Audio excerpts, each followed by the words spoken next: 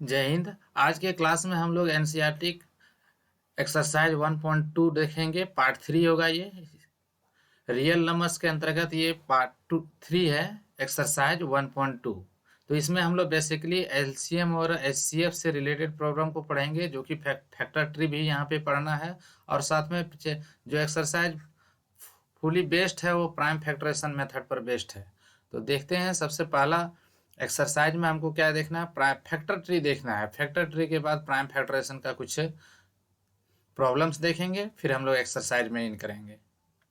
तो देखिए, यहाँ से फैक्टर ट्री को एक नंबर लिया गया है 32760। तो इसका जो भी हमको क्या करना है, फैक्टर निकालना है, वो सारे प्राइम फैक्टर ही निकालना है। तो ये सबसे पहले इवन नंबर था, 2 से डिवाइड किए कुछ इस तरह बचा, फिर से इवन है, 2 से डिवाइड किया, फिर से 2 से इवन है, 2 से डिवाइड किया गया, फिर 3 से इवन है, ये ऑड नंबर आ गया है, तो ये 3 से डिविजिबल है। फिर ये फिर से जो ये मेरा बच रहा है वो फिर से 3 से डिविजिबल है, और इसी तरह से 5 से ये डिविजिबल है, 7 से डिविजिबल है, और ये 13 अब मिल गया। तो सबसे लास्ट स्टेप में क्या बच रहा है, 13। तो 13 एक ऑटोमेटिक मेरा प्राइम नंबर ही है। तो ऐसे केस में इसका सारा जो ये जो मेरा जो डिवाइजर यहाँ पे आया हुआ है, ये सारे क्या हैं, प्राइम फैक्टर हैं। देखिए आप यहाँ से 2, फर्स्ट फैक्टर 2 था, सेकंड फैक्टर 2 था, थर्ड फैक्टर भी 2 था, फोर्थ फैक्टर 3, 3, 5, 7, 30, ये सारे प्राइम फैक्टर्स आ गए हैं, और इसको हम एक्सप्रेस कर दिए हैं प्राइम प्रोडक्ट के रूप में। ओके, तो ये फैक्टर ट्री हो गया।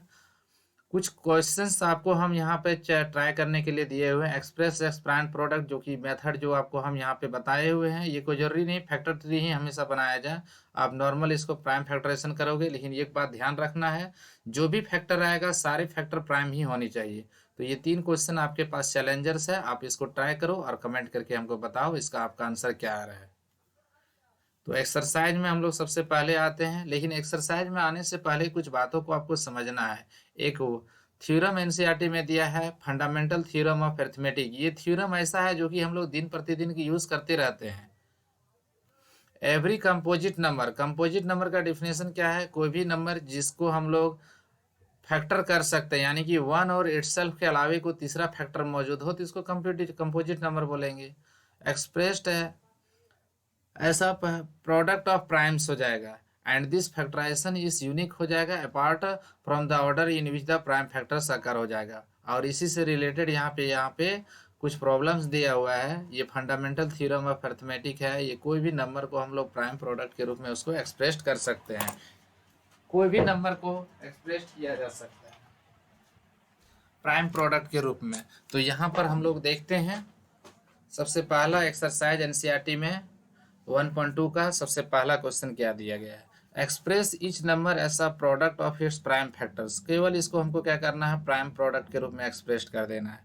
तो सबसे पहला जो नंबर है, फर्स्ट पार्ट 140 को हम लोग प्राइम प्रोडक्ट के रूप में एक्सप्रेस करना चाहेंगे। तो ये 140 एक इवेन नंबर है, और इवेन नंबर कोई भी इवेन नंबर है, सबसे छोटा प्राइम नंबर 2 होता है, 2 से डिविजिबल है, ये 70 टाइम्स में मिला। तो ये भी क्या हो जाएगा, 2 से फिर से डिविजिबल है, तो 35 टाइम्स में मिला। ये तो 5 से डिविजिबल है, और लास्ट में जो मिल रहा है वो 7, 7 तो ऑटोमेटिक मेरा प्राइम नंबर है। तो इसको हम प्राइम प्रोडक्ट के रूप में अगर एक्सप्रेस करना चाहेंगे, तो ये 140 जो होगा वो 2 टाइम्स रिपीट किया है, तो इसका मतलब 2 का पावर 2 हो जाएगा, 5 है, और साथ में एक 7 आया हुआ है। ओके, सिमिलरली क्वेश्चन नंबर इसका 2 देखते हैं, 2 छोड़ देते हैं हम, 3, 2 को इसी तरह से हम लोग प्राइम फैक्टराइज कर सकते हैं। तो ये 2 जो है ये भी एक इवेन नंबर है। तो इवेन नंबर को सबसे छोटा प्राइम नंबर 2 से डिवाइड करेंगे, तो 2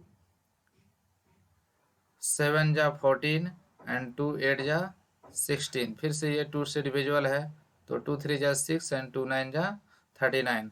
लेकिन आगे इसको हम आगे कंटिन्यू करते हैं, तो ये 39 जो है ये ओनली क्या हो रहा है, 3 से डिविजिबल है। एक काम करते हैं, यहीं से इसको हम दिखा लेते हैं, ये 39 ओनली 3 से डिविजिबल है, तो 3 इंटू 39 हो जा रहा है। तो ये जो 39 मेरा आया हुआ है, उसको अगर हम यहाँ प्राइम प्रोडक्ट के रूप में एक्सप्रेस कर रहे हैं, तो मेरा कुछ इस तरह से आंसर आ जा रहा है।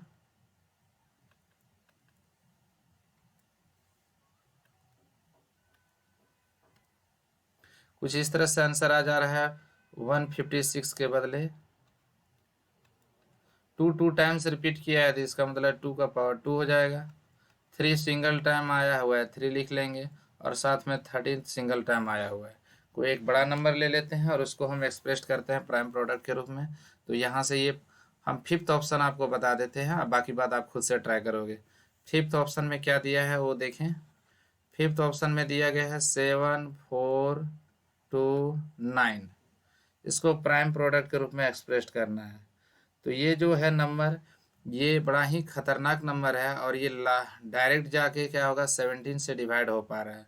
तो 17 से अगर डिवाइड करते हैं इसको, तो 17 4 जा 68 हो गया, 6 बचा 62 हो गया, 17 3 जा 51 हो गया, 9 और 8 17 179 हो जा रहा है। तो ये मेरा यहाँ से अगर डिवाइड करते हैं तो 17 4 जा 68, 6 बचा 62 हो गया, 62 51 9 2 11, यानी कि 17 7 जा 199 होगा। फिर से ये 17 से फिर से डिविजिबल नहीं है, ओनली ये जाके डायरेक्ट क्या हो रहा है 19 से डिवाइड हो रहा है। तो 19 2 जा 38 हो जाएगा, 5 57, 19 3 जा 57। अब ये ऑटोमेटिकली क्या है प्राइम प्रोडक्ट के रूप में आ चुका है। 17 इंटू 19 इंटू 23। ओके, आपके पास दो ऑप्शन यहाँ पे हम छोड़ दिए हैं, आप खुद उसको सॉल्व करोगे। देखते हैं next question. Question number 2, find the LCM and HCF of the pairs of the following integers and verify the relationship LCM into HCF equal to product of two numbers. तो पहला बात तो इसको हमको क्या करना है, एलसीएम और एचसीएफ निकालना है। कोई मेथड का तो जिक्र नहीं किया है, लेकिन हम लोग यहाँ मेथड लगा ले सकते हैं, क्योंकि अभी प्राइम फैक्टराइजेशन पढ़े हैं, तुरंत तो प्राइम फैक्टराइजेशन का मेथड से ही बनाएंगे इसको। तो 26 का अगर हम फर्स्ट पार्ट बनाते हैं, 26 का अगर प्राइम फैक्टर लिखते हैं तो क्या आता है 26 के बदले में 2 इंटू 13। ठीक है, 1 को भी लिखा जा सकता था, बट यहाँ पे 2 इंटू 13 हो गया। 91 का अगर हम प्राइम प्रोडक्ट लिखते हैं तो ये आ जाता है 7 इंटू 13, 13 7 जा 91। ठीक है, तो इसका एलसीएम और एचसीएफ निकालना है। तो एलसीएम के लिए हमको क्या चाहिए रिलेशन, एलसीएम में जो कॉमन आ रहा है वो सिंगल टाइम, और जो कॉमन नहीं आ रहा है उसको मल्टीप्लाई कर देते हैं। तो यहाँ से मल्टीप्लिकेशन में क्या हो जाएगा, 13 कॉमन था, 13 तो लिख लिए, 13 इंटू 7 इंटू 2, तो इसका जो प्रोडक्ट फाइनली मिलेगा 182 आएगा। ठीक है, एचसीएफ अगर निकालना चाहते हैं तो एचसीएफ के लिए हम लोग यहाँ पे जो कॉमन दिखता है, कॉमन क्या है मेरा 13 ओनली कॉमन दिख रहा है, तो ये मेरा 13 कॉमन है, तो इट मीन्स एचसीएफ 30। बट इसका वेरिफिकेशन हमको चाहिए, यहाँ पे वेरिफिकेशन हम एक क्वेश्चन का वेरिफिकेशन बताएंगे, और बाकी बात सबका वेरिफिकेशन सिमिलर वे में इसी तरह से जाएगा। तो वेरिफिकेशन में क्या होता है, होना चाहिए क्या, एलसीएम और एचसीएफ का प्रोडक्ट होना चाहिए, एलसीएम और एचसीएफ का प्रोडक्ट। तो एलसीएम और एचसीएफ, एलसीएम तो 182 है और एचसीएफ जो है 13 है, तो इसका जो प्रोडक्ट आया हुआ है वो 2366 आया हुआ है, 2366 आया हुआ है। तो दोनों नंबर का जो प्रोडक्ट है वो इसके इक्वल है कि नहीं, product of number, product of two number, जो टू नंबर्स था उसका प्रोडक्ट क्या क्या आएगा, तो 26 है और 91 है, इसका भी प्रोडक्ट आ जा रहा है 2366। तो वेरीफाइड हो गया, यही तो हमको वेरीफाइड करना था, 100% वेरीफाइड ही होगा, क्योंकि जब आप इसको बनाओगे तो एलसीएम और एचसीएफ सही रहेगा तो 100% ये वेरीफाइड हो जाएगा।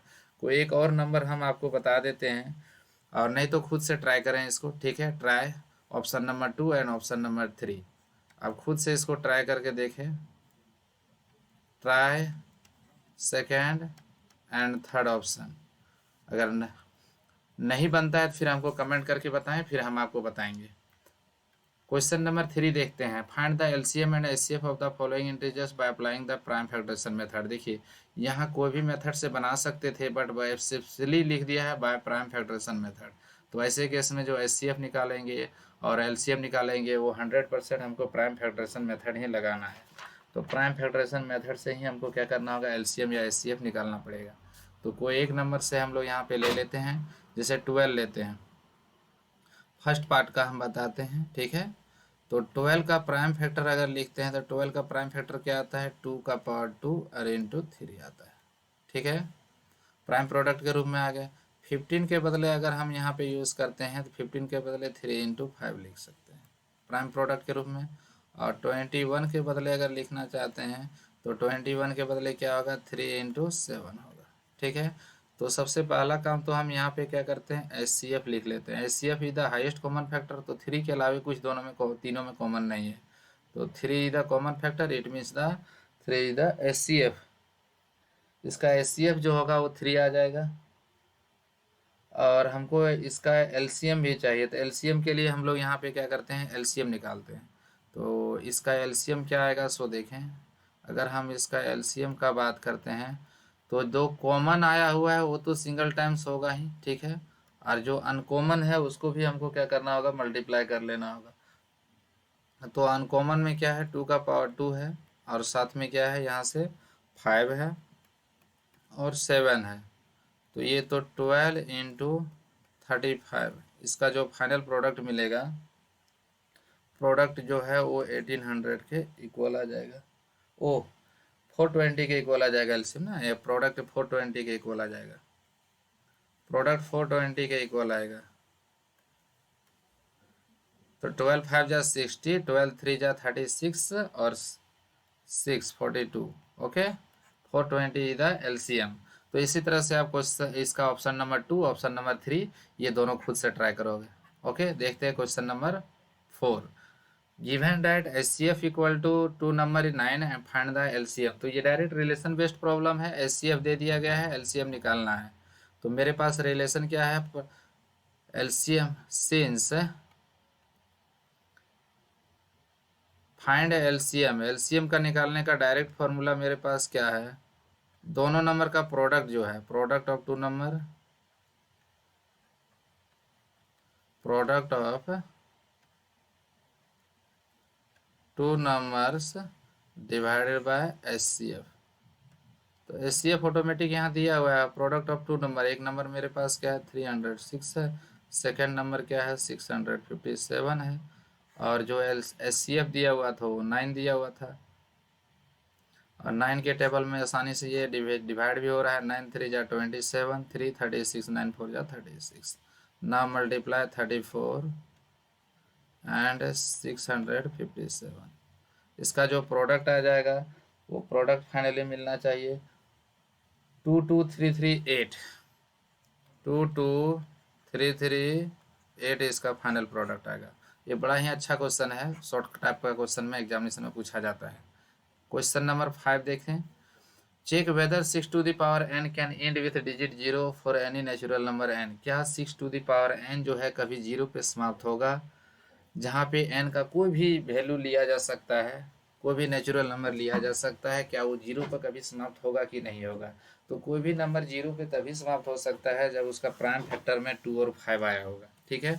तो देखिए हम कुछ आपको यहाँ एग्जाम्पल से समझाते हैं। जैसे कि मान लीजिए कोई एक नंबर 30 लेते हैं, 30 का अगर प्राइम फैक्टर करते हैं तो 30 के बदले 2 इंटू 3 इंटू 5 है। तो देखिए इसमें 2 और 5 आया तभी वो 0 पे समाप्त हो रहा है। कोई एक और नंबर लेते हैं, सपोज कर लेते हैं 50 ले लेते हैं, ठीक है। तो 50 लेंगे तो इसके बदले 2 इंटू 5 इंटू 5, तो देखिए यहाँ 2 और 5 इसका फैक्टर में जरूर आएगा तभी वो 0 पे एंड होगा। 2 और 5 के अलावा कोई तीसरा फैक्टर हो उससे दिक्कत नहीं है, बट क्या 2 और 5 होना ही चाहिए। कोई एक और नंबर ले लेते हैं तो इसका प्राइम फैक्टर निकालें, जैसे 60 ले लिए तो 2 का पावर 2 हो जाएगा, ठीक है, 3 हो जाएगा, 5 होगा। देखिए यहाँ भी 2 और 5 फैक्टर के रूप में है। तो ऐसे केस में क्या होगा, प्राइम प्रोडक्ट जो निकाल रहे हैं तो वहाँ पे 2 और 5 जरूर आना चाहिए तभी वो 0 पे समाप्त करेगा। तो इसका मतलब ये 6 टू द पावर n तभी 0 पे समाप्त हो सकता था जब उसका फैक्टर में 2 और 5 दोनों आता है। लेकिन 6 का फैक्टर क्या होता है, 2 इंटू 3, 2 तो है बट 5 एब्सेंट है, इसका मतलब ये कभी भी 0 पे समाप्त नहीं करेगा। तो हम लोग यहाँ पे फंडामेंटल थ्योरम ऑफ अरिथमेटिक का यूज़ करते हुए इसको वेरीफाइड कर दे रहे हैं, ठीक है। कुछ एग्जांपल्स हम आपको दिए हुए हैं बट एग्जांपल्स लिखना नहीं है एग्जामिनेशन में।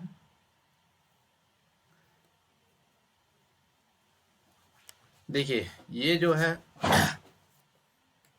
कोई भी नंबर जो है 0 पे समाप्त होगा तो 100% 5 से डिविजिबल होगा।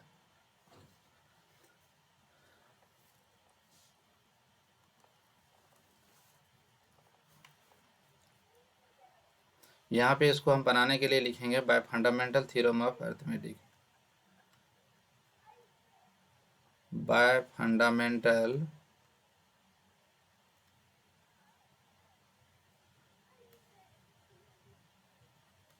थ्योरम ऑफ, हम एक्सरसाइज स्टार्ट किए थे उसके जस्ट पहले ही बताए थे, जो कि फंडामेंटल थ्योरम ऑफ अरिथमेटिक क्या होता है। Any number can end with digit 0 if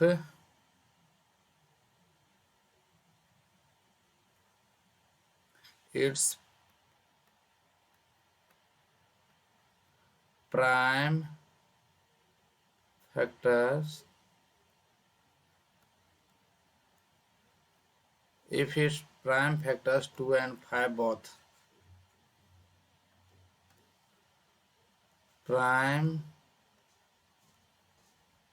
factors 2 and 5 both, but 6 equal to 2 into 3, 5 is not a factor of 6, therefore 6 to the power n can never end with 0 for any value of n। आपको इतना ही लिखना है। इस तरह का question जो भी examination में आता है 50 to the power n, 4 to the power n, NCERT के एग्जाम्पल में 4 टू द पावर n जो है 0 पे समाप्त होगा कि नहीं चेक करना है। तो आपको यही भाषा आपको लिख देना है, कुछ नहीं करना है इसमें, केवल ध्यान देना है। अगर 5 2 और 5 दोनों प्रोडक्ट के रूप में आ रहा है, it means it can end with digit 0, otherwise it can not and with digit 0। Okay, यहाँ पर 6 का फैक्टर, दो फैक्टर, यहाँ 6 का फैक्टर दिख रहा था, जो कि 6 का फैक्टर क्या है, 2 और 3 है। तो 2 तो फैक्टर एक है, बट 5 एब्सेंट है, इसके कारण ये कभी भी 0 पे समाप्त नहीं होगा। ओके, आई होप आपको समझ में आया होगा। क्वेश्चन नंबर 6 देखते हैं। Explain these are composite number, why these are composite number. Composite number का फैक्टर क्या होता है, वन और इटसेल्फ के अलावे को तीसरा भी फैक्टर होगा। इट मीन्स क्या है, these are the composite number. तो इसका मतलब हम लोग अगर यहाँ पे देखते हैं क्यों कंपोजिट नंबर होगा, तो इसका एक्सप्लेनेशन सिंपल सा है। देखिए, फर्स्ट पार्ट में हम देखते हैं 7 इंटू 11 इंटू 13 प्लस 13 है। तो यहाँ से अगर देखते हैं तो ये 13 कॉमन हो जा रहा है। ठीक है, हम इसको मल्टीप्लाई करके थकने काम नहीं करेंगे, 13 कॉमन हो जा रहा है। तो इसका मतलब ये नंबर 100% जो है 13 से डिविजिबल है। ठीक है, सिमिलरली क्या है, इट इज डिविजिबल बाय, यहाँ पे 1 से अधिक फैक्टर हो जा रहा है, क्योंकि यहाँ पे जो है इट इज डिविजिबल बाय 13, 13 ऐसा फैक्टर। सेकेंड पार्ट में क्या है, यहाँ पे 7 into 6 into 5 into 4 into 3 into 2 into 1 plus 5। ठीक है, तो यहाँ से 5 कॉमन जा रहा है, तो 5 कॉमन लेंगे तो 6, 7 इंटू 5 तो कॉमन हो चुका है, 3 हो जाएगा, 2 हो जाएगा, 1 हो जाएगा, प्लस 1 हो जाएगा। It is divisible by 5।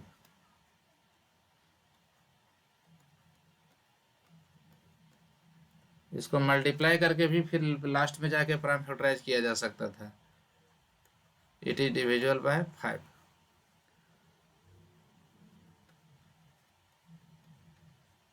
Both number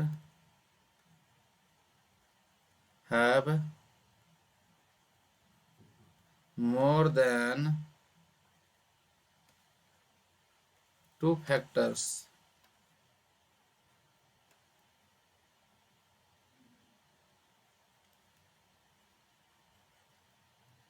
except one and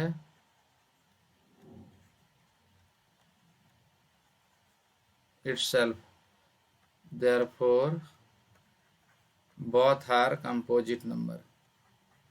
composite number का क्या होता है? डिफिनेशन में के अनुसार इसका फैक्टर पॉसिबल है, both are composite numbers. Okay, आपको इतना ही चेक करना है। यहाँ 13 मल्टीप्लाई में आ गया, तो इसका मतलब ये 13 इसका फैक्टर हो गया। यहाँ 5 मल्टीप्लाई में आ गया, इसका मतलब 5 फैक्टर हो गया। इट मीन्स क्या, both number are divisible by 13 and 5। एक नंबर 13 से डिविजिबल है, दूसरा 5 से डिविजिबल है। इट मीन्स इट हैज़ क्या है, मोर than 2 factor, one and itself. One और इटसेल्फ के अलावा भी क्या होता है, इसके पास क्या है, फैक्टर है। इसका मतलब ये दोनों ही नंबर क्या करेगा, कंपोजिट कहलाएगा। ओके, देखते हैं लास्ट क्वेश्चन एक्सरसाइज का क्या दिया है।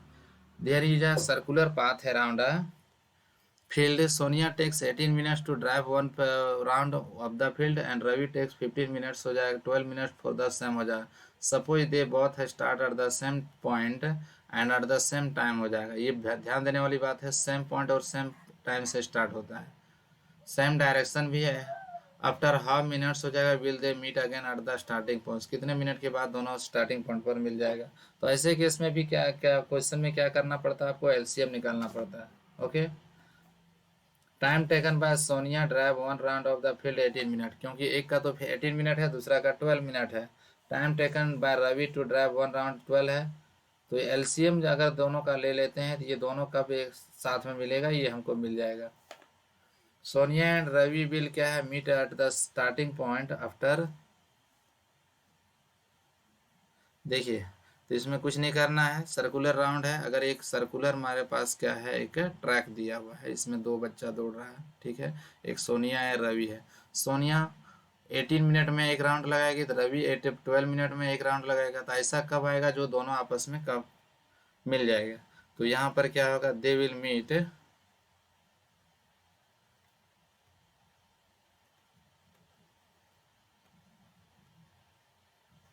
दे will meet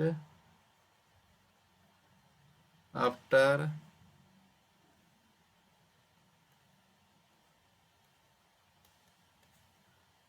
LCM of 12 and 18 minute, ठीक है। तो 12 और 18 का एलसीएम क्या होता है, 36 होता है। तो 36 मिनट के बाद दोनों मिल जाएगा, आपको कुछ करना ही नहीं है। ओके, एक्सरसाइज कंप्लीट हुआ, मिलते हैं नेक्स्ट एक्सरसाइज में।